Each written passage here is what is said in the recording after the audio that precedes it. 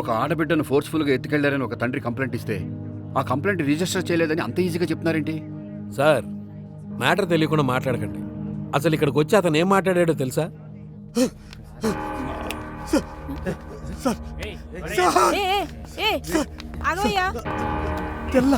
తెల్ల car sir.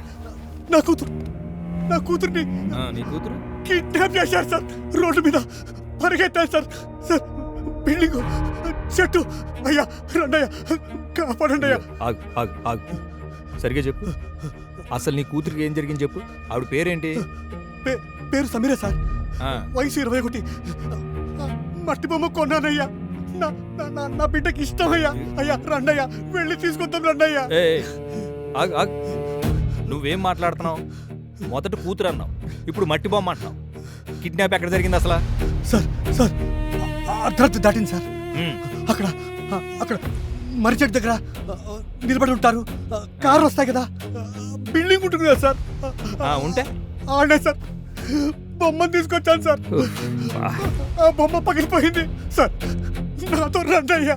అయ్యా ముందు నాతో రండి అయ్యా. ఇదెక్కడ గొడవయ్యా? అది కదా అసలు నువ్వేం చెప్తున్నావు నీకైనా అర్థమవుతుందా? అసలు క్లియర్గా చెప్పు.